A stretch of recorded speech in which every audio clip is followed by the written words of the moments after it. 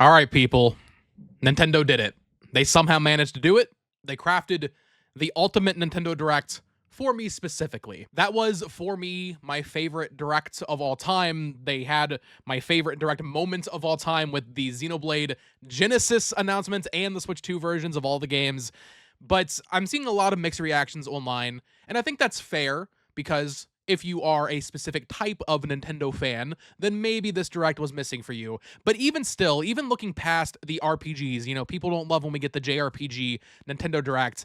Even looking past that, the amount of announcements here from third party, but even first party with the likes of Switch Sports Resorts and Ocarina of Time, of course. I mean, Ocarina of Time Remake is a real game.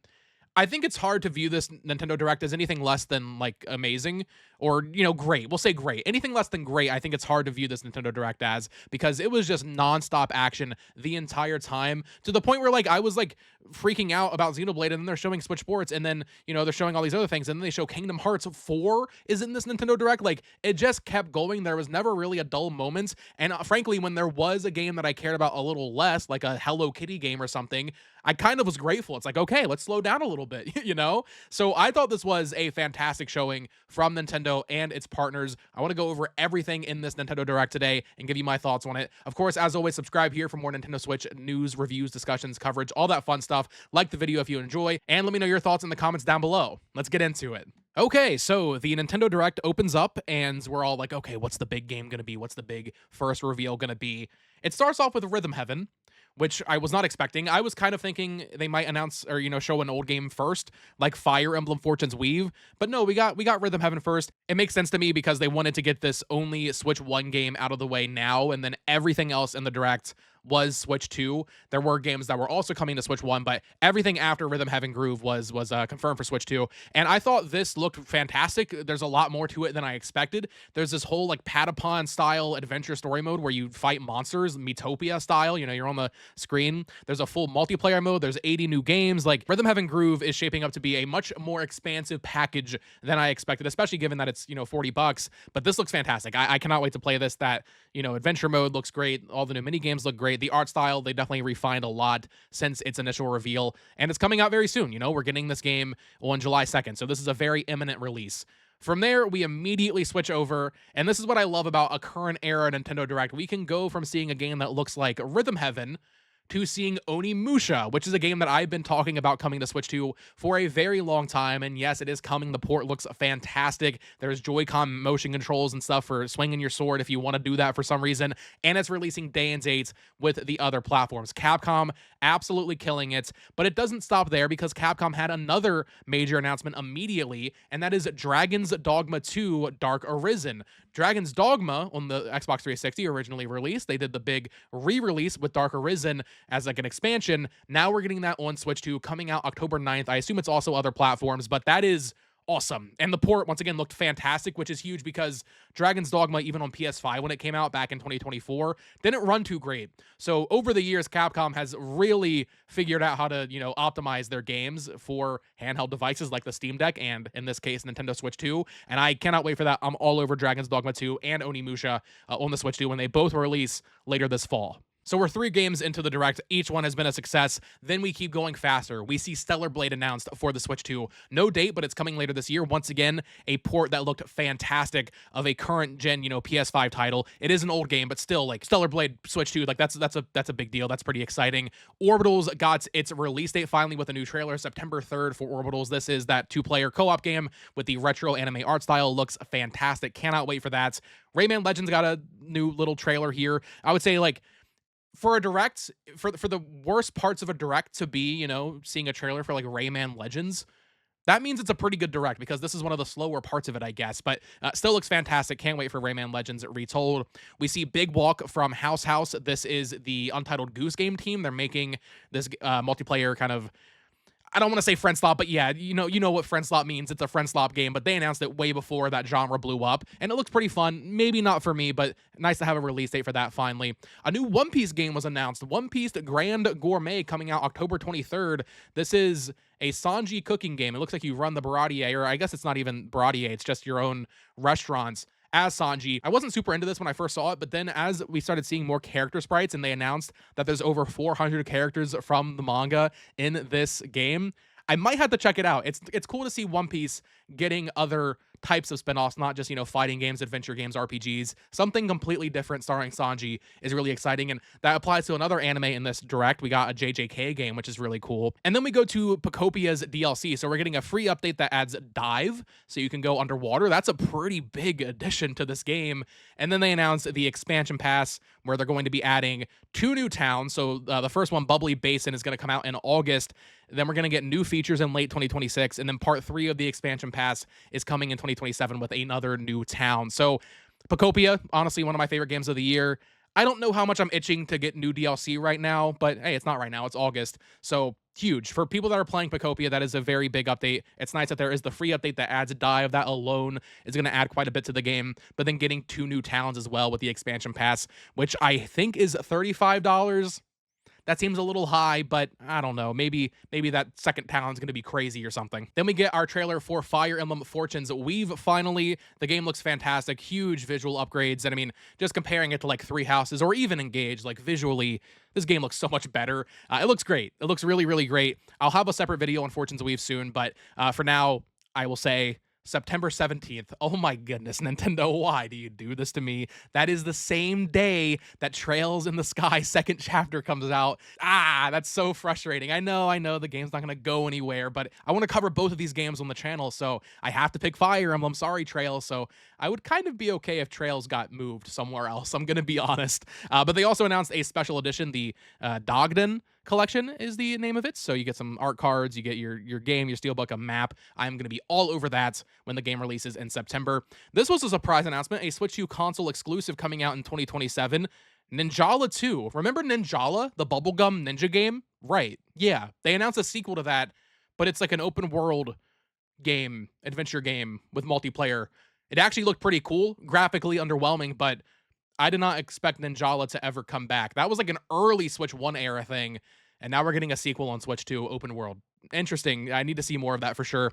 Then we get something huge that I feel like people are sleeping on now. It does have your usual Nintendo asterisk on it. There is some monkey paw to this whole thing.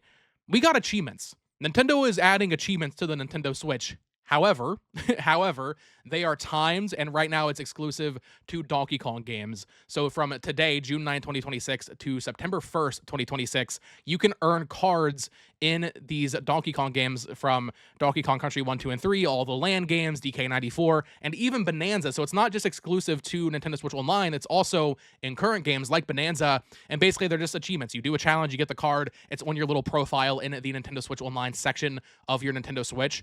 We got achievements. That is something I've wanted for so long. Once again, I don't love that they're limited and time, gated and that kind of thing. And I don't know exactly how extensive these are going to be. It said that there's challenges for doing basic tasks like completing a level. But then it also mentioned that there are developer challenges that should hopefully add a little bit more difficulty. So I need to see how these actually are, but that might really kind of dictate what I'm playing for the next couple of months. I may be on a DK spree for the next 2 months. Except I'm also going to be busy with Xenoblade 1 and 2. But yeah, achievements, that's huge. We also got an update for DK Bonanza Emerald Rush. They're doing a Mario 40th anniversary collaboration where they added some new outfits and stuff. Not super exciting, but neat to see that get more content. Jujutsu Kaisen Rumble Survivation. This was announced. This is being developed by the team that made Vampire Survivors. I love Vampire Survivors. JJK is something I enjoy. It's not like my favorite anime or anything, but definitely something I will check out later this year. It's like a multiplayer game. It's taking Vampire Survivors and making it like a 12-player multiplayer game where you fight and fight to get points and stuff. I'm not sure the exact rules of it, but it's multiplayer. So that's definitely on my radar now. Then we get Lords of the Fallen 2 announced for Switch 2. This game is not out on other platforms. This is a major AAA release coming day and date, it seems, now on Switch 2, which is a big deal. Lies of P Complete Edition coming out August 6th digitally with a full physical on October 2nd, and that is a full physical. It's on cartridge with all of the Overture DLC. Lies of P is fantastic. If you have not played it, this is the best Souls game that's not made by From Software. Lies of P is genuinely a fantastic game, and I highly recommend it when it comes to Switch 2 if you have not played it yet. And once again, it just keeps going, like nonstop, banger after banger, new ports, old ports, new AAA games coming out. Day and Day on Switch 2, old games coming over that we've been waiting for it feels like years now. Devil May Cry 5 Devil Hunter Edition coming out on June 23rd digitally, 60 FPS TV and handheld mode, some new content there as well. Muramasa Revenant Blades out early 2027. We got a Vanillaware game announced in this Nintendo Direct. It seems to mostly be like a remake of the Wii game with the Vita contents, but I think there is some new content there as well. So I need to look more into that. But Muramasa, that's huge. That's a game that's been stuck on the Wii and Vita for a very long time. And then we go to the big thing. Oh my goodness, I'm like still shaking. You can watch my reaction. It's the most I've ever popped off for a video game announcement in my life. Xenoblade 2 is my favorite game of all time. You probably should know that by now if you watch this channel. I was expecting Xenoblade 2 to be here with a definitive edition or Switch 2 edition, whatever. We got that. We got Xenoblade 2. We also got Xenoblade 1, which is out right now. We also got Xenoblade 3. All of these games are getting new content, new voiced heart-to-hearts, new... Xenoblade 3 is getting like a whole Vampire Survivors mode, like a top-down action mode. That's crazy. They're scattering these out throughout the rest of the year. So Xenoblade 1's out now. Xenoblade 2 is out in July digitally. And then Xenoblade 3 is in December. All of these games are getting standalone physical releases. So as a huge Xenoblade fan who has, you can see it, I have a Xenoblade Shrine back here. That is incredible for me. It's like an announcement made specifically for me. It didn't stop there, though. Not only are we getting my favorite trilogy of games of all time on Switch 2 with new content, we're also getting Xenoblade Genesis. They announced Monolith Soft's next game. This is incredible. I wish Nintendo had the balls to have ended on this instead of Ocarina of Time, because this, to me, was the moment of the showcase. Now, maybe there's something to be said about it being in the middle of the Direct that made it such a big moment, but I think this should have ended the Nintendo Direct, because what we saw of Ocarina, as we'll get to, kind of weak, to be honest. But yes, Xenoblade 1, 2, and 3, fantastic. Xenoblade Genesis, I love the art style. Once again, similar to Fortune's Weave, I will do a full video breakdown of Genesis probably tomorrow, I think. It looks incredible. I'm so happy that we saw it. I really had no expectation of a new Monolith Soft game being here. It was funny, too, because Koizumi was like, here's a sneak peek at what Monolith Soft is working on, where the story is going. It was a full trailer. Like, it wasn't like a tease. It was like we saw the game. We have so much to build off of and go on now for this game. So Xenoblade Chronicles is over. Now we are entering the era of Xenoblade Genesis, and it's incredible, man. I love that Nintendo has given Monolith Soft so much free reign with this franchise to just keep doing it. We keep getting Xenoblade, and that is incredible. It's frankly just incredible. But if that wasn't enough, if it wasn't already like an insane Direct for me specifically as a Xenoblade fan and as a fan of all these Capcom games and stuff, we immediately, after Xenoblade Genesis, go to Nintendo Switch Sports Resort, which I know you might be thinking like, Bo, these are such very different games. That's what I love about Nintendo, man. Xenoblade 2, my favorite game of all time. Xenoblade, my favorite series of all time. It's up there. You go from that to Switch Sports, which is my most played Switch 1 game of all time. We're getting a sequel, and it looks fantastic. They're taking the feedback from the first game. They're adding Resort Sports. They're adding Woohoo Island. Woohoo Island is back. It looks great. I need to rewatch it and really, once again, do a breakdown. I think I'll do a full video on this as well. They added thumb wrestling. They showed a lot of thumb wrestling, Koizumi playing. That was a little weird, but I think it looks great. It looks like exactly what I wanted out of more Nintendo Switch Sports. So that is very, very exciting. Then we go to more third-party stuff. This is where I kind of get like a little bit of a break. I was happy to get a breather here. RuneScape coming day and date. Dragon Wilds, that's that new third-person action game coming out. That's a day and date, release. Hello Kitty Party Land. This is a new Hello Kitty game coming out on October 29th. Not for me, but still, hey, I said in my stream, like that is someone's Xenoblade Genesis. Not for me, but somebody's gonna be excited for that Hello Kitty game. They keep making them. Obviously, there's an audience. Star Fox got a new trailer and a demo out later today. I was still kind of losing it at this point, so I missed that at first. But yeah, there's a free demo for Star Fox out right now, which is huge. And then we go to another announcement that I still can't believe. I feel like people are sleeping on, and that is Final Fantasy Resonance. Now, from my understanding, I've not done the full deep dive research yet. It sounds like they're taking Brave Exvius and turning it into a console game that you can play now, similar to what they did with the Octopath Champions of the Continent, I believe it was called, and turning that into Octopath Zero late last year. People are kind of downplaying it because of that. Like there's mobile history here with this game. But also, Octopath Zero is like the highest reviewed Octopath game, I'm pretty sure. But people love Octopath Zero. This is our first HD 2D Final Fantasy game, and it looks fantastic. The art style for this game is beautiful. The open world, like the world map where you're traveling on your chocobo, you're using summons from past Final Fantasy games, like characters like Cloud is popping up in this. Like, it looks fantastic. I'm all over this. October 22nd. I cannot wait. That is a day one buy. And frankly, a huge announcement for me in this direct. I know, once again, mobile game, whatever.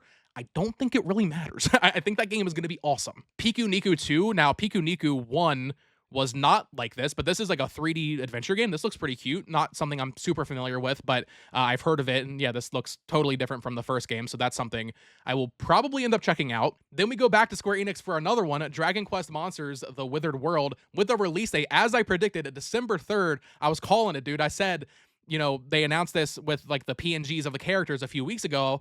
This is the same thing they did with Dark Prince, where they announced it, they teased it with no footage. It popped up in a Nintendo Direct a couple of weeks later. So this looks fantastic. Looks a lot better visually than Dark Prince, and I can't wait. That was my first Monsters game. This will be my second, and I can't wait. Withered World looks fantastic.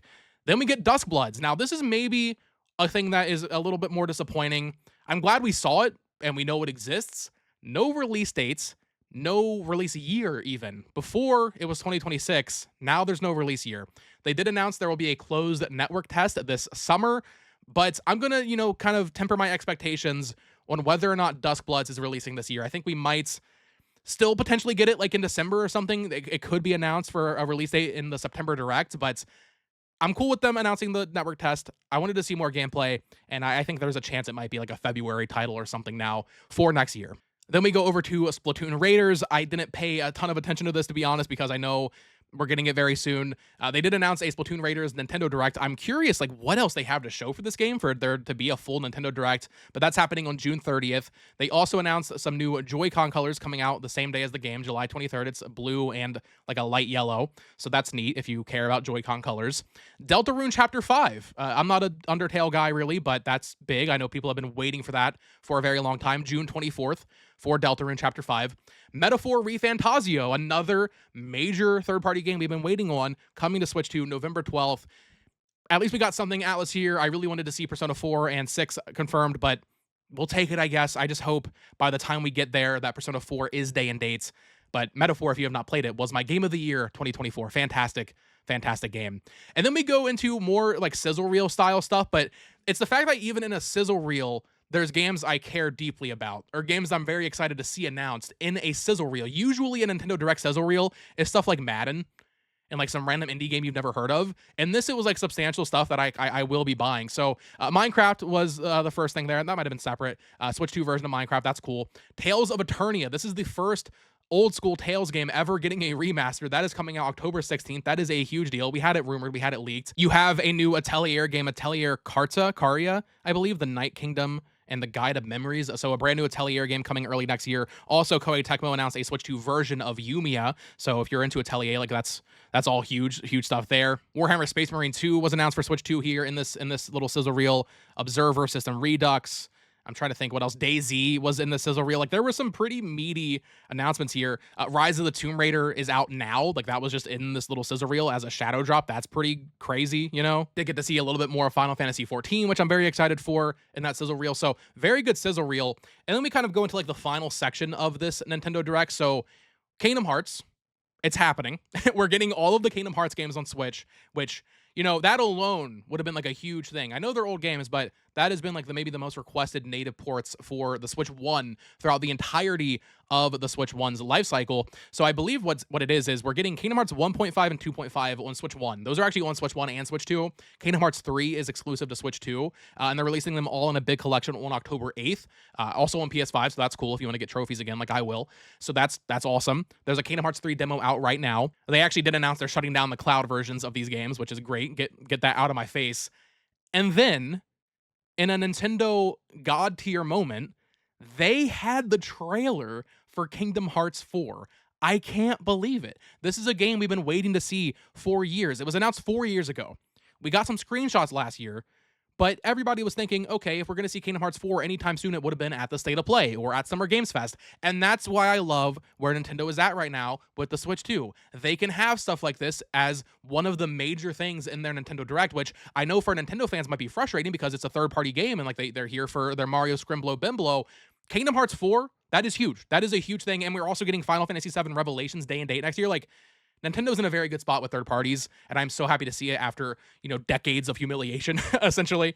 This is great. Kingdom Hearts 4 looks fantastic. This is the most we've ever seen of it. This is the most, story stuff we've seen, and it's coming day and date on Switch 2. We did not get a release date or a release window. I assume this is 2028, honestly, but even still, seeing it confirmed here with all the other games for Switch 2 is just so huge.